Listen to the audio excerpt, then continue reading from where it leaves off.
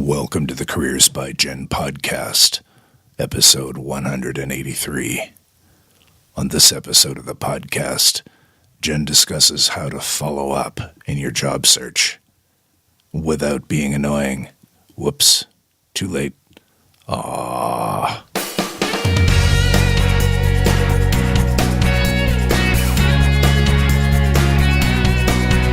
You're listening to the Careers by Jen podcast with me, Jen Swanson, the podcast that helps you to get the job, love your work, and advance your career.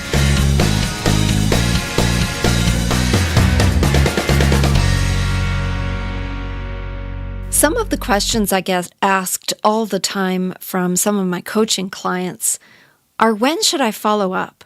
How long should I wait after I send in my resume? What should I do after the interview if I don't hear back? Well, if you've been wondering about these questions, about when to follow up and how often to follow up so you aren't being annoying, well then stick around. I'll be giving you some tips on exactly what to do about following up in all stages of the job search process, and when to do it, and exactly what to say. And I'm going to tell you what the biggest mistake job seekers make in the whole job search process. I'm going to tell you what that mistake is right after this. Are you procrastinating? Do you want to start a job search but aren't quite sure where to begin? Is it all just a little overwhelming? At Careers by Jen, we have a 5-day Jumpstart Your Job Search Challenge to help you get unstuck and move toward finding your dream job. Every day for 5 days, you'll receive an email to your inbox that asks you to complete one task. Every task you complete moves you closer toward your goal. The best part about this challenge is that it's absolutely free. Come over to careersbyjen.com and you'll see the 5-day Jumpstart Your Job Search Challenge on the right-hand side of the screen. Click on the image of Jen, sign up with your email address, and you'll be 5 days closer to reaching your goal. Why wait when you can get busy? Visit careersbyjen.com after this podcast. One of the parts of the job search process that people tend to neglect, which I consider a big mistake, is not following up. Years ago, I was part of a multi-level marketing business that had a slogan as part of the training. They used to send us, I guess at the time it might have been CDs. I don't know. Maybe it was even cassette tapes. I'm dating myself. But they used to send us these inspirational training things to listen to so that we got really good at sales. And I remember that one of the slogans that they had was, "The fortune is in the follow-up." And you know what slogans are like. They tend to stick in the brain like earworms. And this is one that is particularly true. This slogan, well, one thing, it stuck in my head, but also it was true. It was a true slogan, because if you don't follow up, you could be missing out on opportunities. You could be missing out on whatever you define your fortune as. In sales, we know that it takes multiple exposures to a product or a service before a person will even consider buying it. Well, in your job search, sometimes it takes several interactions with the recruiter or the hiring manager or the interviewer to stand out above the rest of the candidates. And so not following up, I think, is a big mistake. And people are busy. You know, those inboxes are relentlessly full. It's easy to forget and to just move on. But my question is, why miss this critical step when it costs you nothing but a little bit more time, and it could result in the amazing fortune of a job offer for a job that you have been desiring? Well, today I'm going to cover four points in the job search, and I'm going to cover what to do for each one of these points. So we're going to look at the follow-up after the application submission. So after you've put in your resume or your application online, depending on what format it's in, that's one of the points we're going to look at. The second one is the immediate follow-up after the job interview. What should you do immediately following your job interview? And the third thing is how to update the recruiter and how to update your network on what's happening in the job seeking process. We'll talk about that. And then the fourth thing is what to do about subsequent follow-ups after the job interview itself. Before we get to that, I wanted to let you know that you might notice a difference in the sound quality for the next 10 or 12 episodes of the podcast. And while we are doing everything we can to make the sound as great as it can be, we are doing something very exciting, which is why for the next couple of months, maybe 3 months, I don't know how long it'll take, you might notice a difference in the sound. We have moved everything out of our old podcast studio and are having renovations done. They're starting this week, and we are building a brand new podcast studio office. So until then, I'm podcasting in a less than ideal setting, and I'm having to do some really creative maneuvers to make the sound at least passable. So I'll post some before and during and after pictures on the Careers by Jen Facebook page of the renovation as it progresses so that you can see it. I don't think I'll post a picture of what I'm doing right now to make this sound good. It's really kind of ridiculous, but anyway, maybe you can guess. Maybe you can send me tweets or on Instagram. You can make some guesses as to what I'm doing to make this sound the way it sounds. But anyway, let's jump in to the very first point of our topic today. So the first point is the follow-up after the application submission or after you've submitted your resume. Well, one of the things to keep in mind throughout the entire job search process is that you are being assessed. Think of it as an audition, maybe. Every move you make or every move you don't make is being noticed. And so the people who complete all steps and do things like follow up properly and without being annoying, well, those are the candidates that get noticed more in a good way. So what happens after you send in your job application, either by computer or maybe you've dropped it off in person? Do you just sit and wait? Lots of people do. Lots of people just then wait. Okay, I've done that, check that box, and then they sit around waiting. And that's a mistake. I sincerely hope you are applying for more than one position and that you're doing it in a strategic way. And we have podcast episodes on how to do that. So I encourage you to check out previous episodes. But no, it's perfectly fine to wait a week or so and then to either send off a little gentle email or make a phone call to ask if your resume was received. If you were phoning, one of the suggestions that I researched was doing it later in the day to avoid the person being in meetings or in the rush of the beginning of the day. So maybe make the call towards the end of a day, and you could say something like, "Hello," and then the name of the person. "My name is," and your name. "I'm calling to check up on the application I submitted last week for the position of," name the position.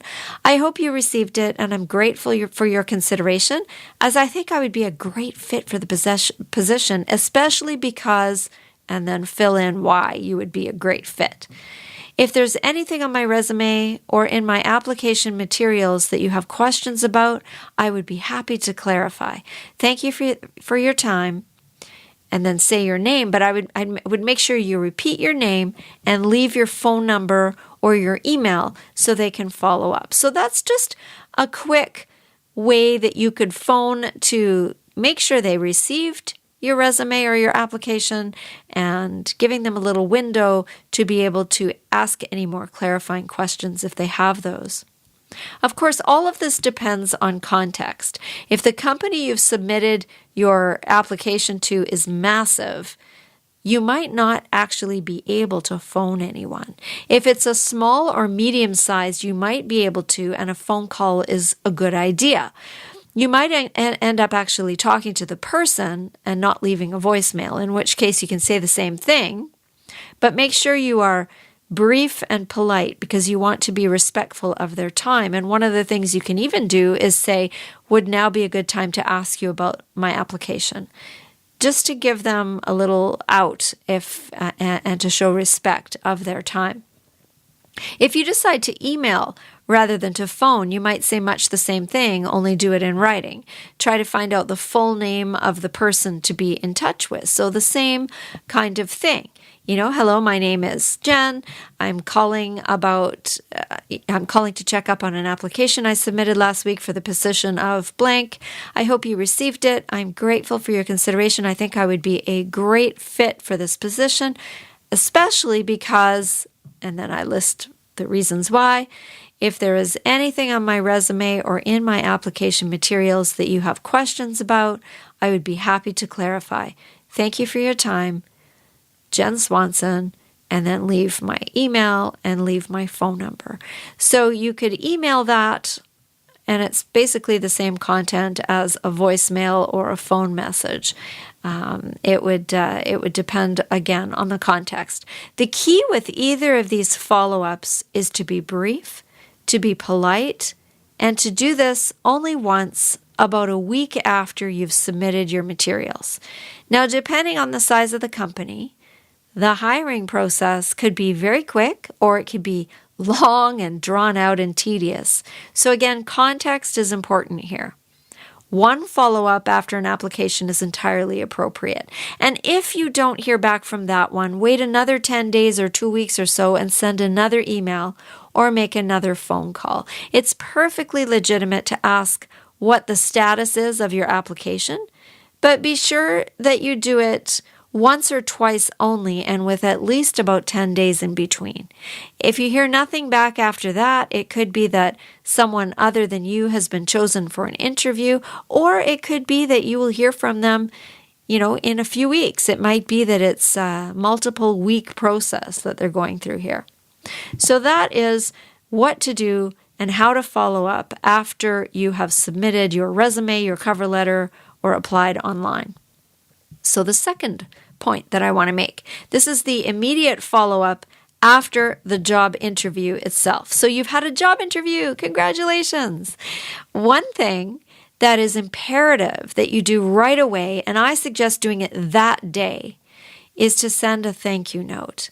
Now, you can do this via email, or you can do it with a handwritten card, whatever you think would be the most effective for the context you are in.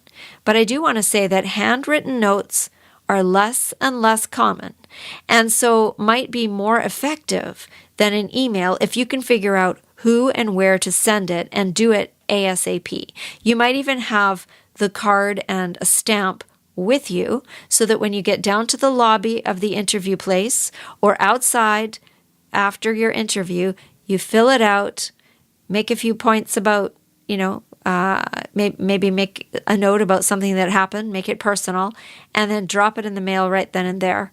And I think that would be very effective. Or you could even, if they have an internal mail system, you could leave it at the front desk. That would be even more classy. So handwritten is different and I think is more personal and more interesting, but email is also entirely appropriate.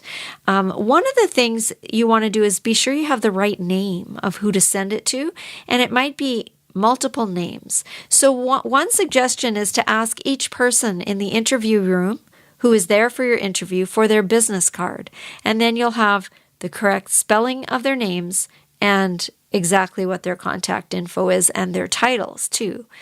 And so if you're emailing or you're writing in a handwritten note, you can simply say, "Dear," and the name of the person. "Thank you very much for taking the time to interview me today. I was particularly interested in learning," and then complete that sentence. "If you have any questions that you feel you would like me to answer more thoroughly, or if you have any new questions, please don't hesitate to contact me." Then leave your contact information.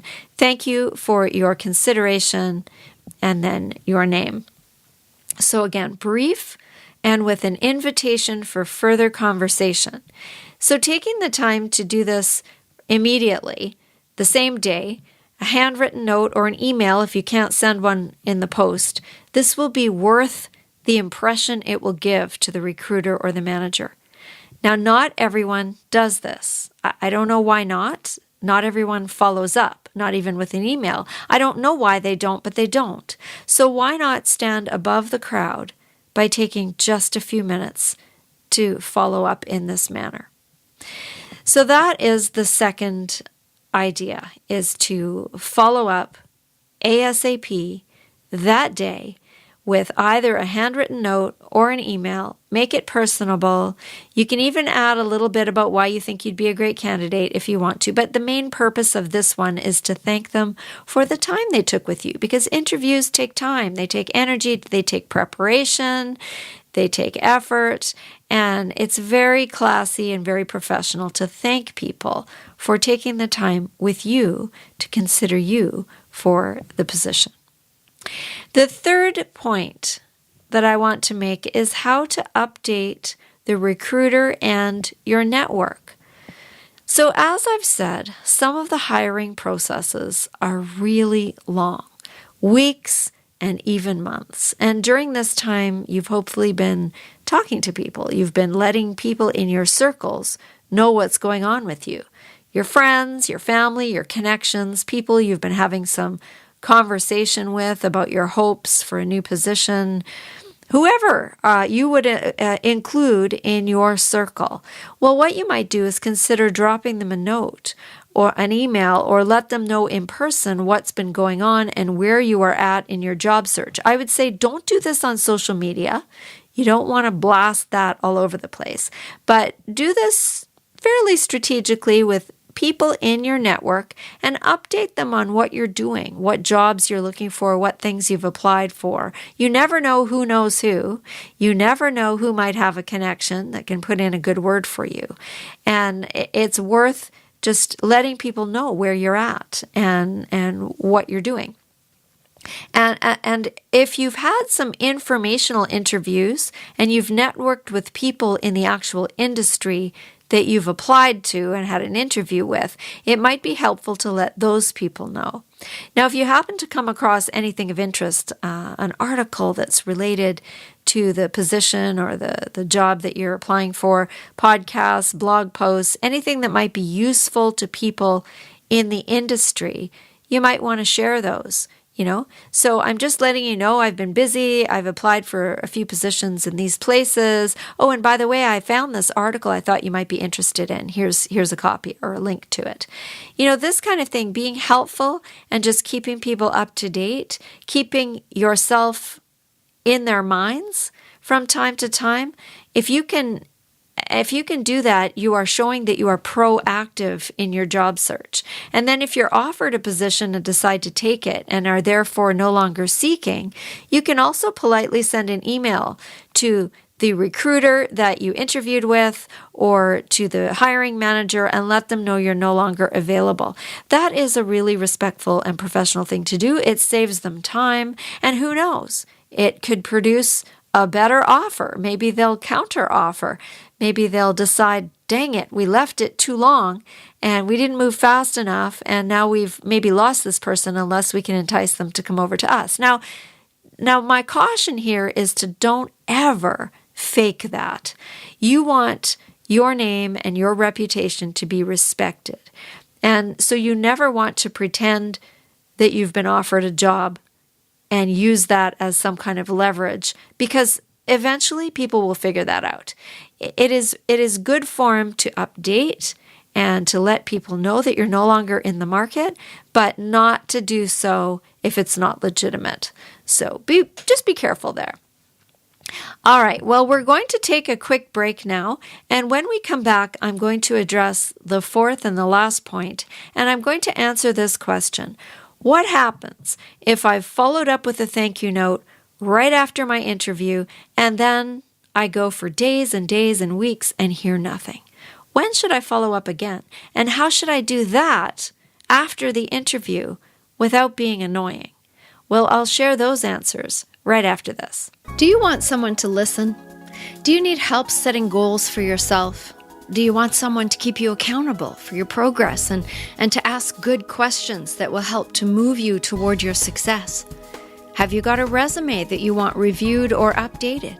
Do you need help deciding what kind of work you'd like to transition into? If any of these sound like you, I've got some coaching spaces open at Careers by Jen, and I would be happy to work with you to achieve your goals.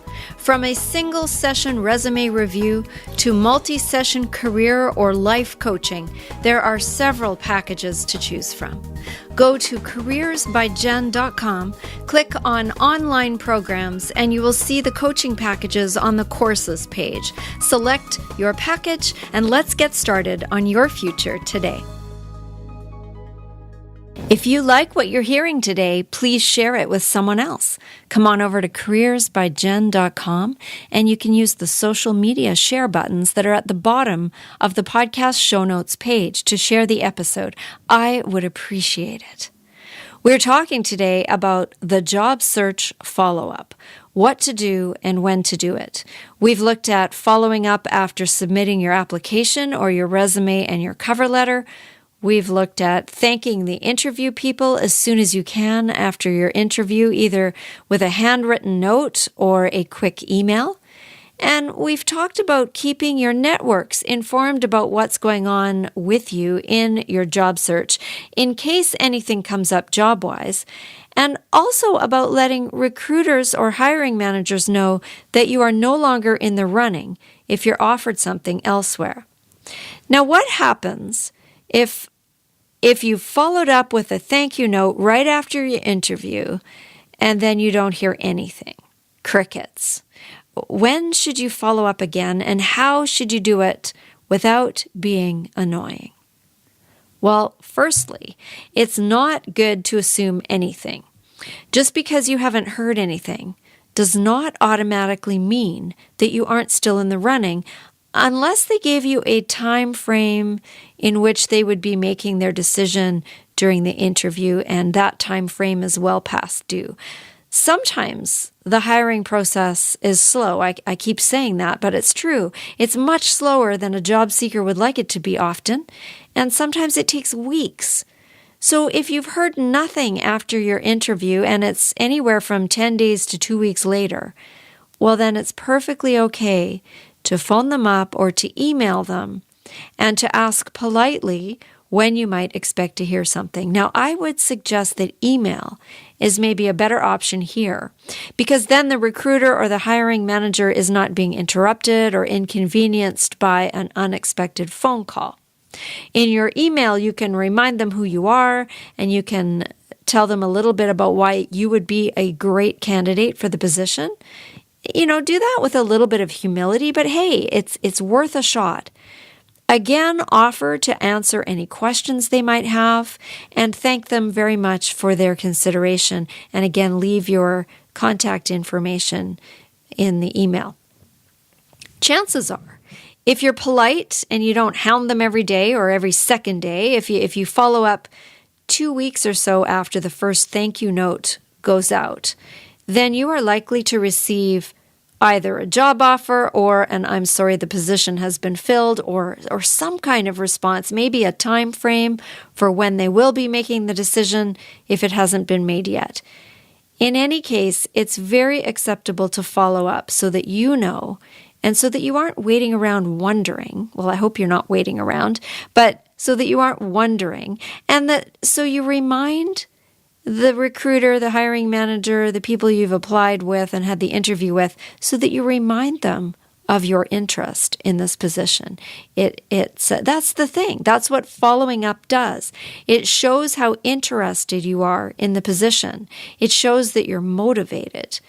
You don't want to sound desperate, so you want to be mindful of that. But following up appropriately in ways that are not annoying, by being brief, by being respectful and mindful of the person's time, that can show your enthusiasm for the position, that'll show your motivation, and that can all be in your favor. If there are several candidates who are in the running and you're the only one who follows up, that action alone could make the decision a lot easier for the hiring manager. In every aspect of the job search, you want to show excellent communication and you want to show professionalism. This job search is a process, and the hiring process is a process. Some companies will have very short time frames with not a lot of steps involved, and others will be quite long and will involve telephone or video screenings and multiple in-person interviews, and some of them will take weeks or even months to complete. I remember applying for a position once, and it was months before I heard anything. In fact, I think I'd forgotten about it, and I'd sent a little follow-up note when I remembered. Obviously, it wasn't my main job. It was for an extra bit of contract work. And it was only after I had sent the follow-up that an interview was scheduled. And then even after the interview, after I was offered the position, it was many more months before any actual work came my way, and I think it only did because I reminded them that they had offered me a position. So, it really depends on the organization. It depends on what kind of position it is, if this is a full-time job that they're desperate to fill, or if this is contract work or what. And it depends on whether or not they have a set deadline by which they're going to have this new person in position. Your job as a job seeker in this whole process is to remain patient and professional and to not sit still while you wait. It's really important to hone your skills to get better at being interviewed, and the only way you'll do that is to practice. And it's important for you to get better at writing follow-up notes, at communicating clearly and well, and to continue to apply for positions and to network with people and to keep everything moving forward. It's a lot of work, but it's well worth it if you do it properly. So remember that the fortune is in the follow-up, as the slogan said, and that if you follow up effectively in your job search process, you will have done your best, and chances are very good that you will be successful. You've been listening to Careers by Jen with Jen Swanson. If you like what you heard, please share this. If every single person listening today shared this episode with just one friend, our audience would be twice as big just like that. And the more people we can help with our content, the better. So help out a friend and help grow our audience by sharing this show with someone you know who would benefit from the content. If you haven't subscribed yet, please do that, and together we can make a difference. Until next time, take good care.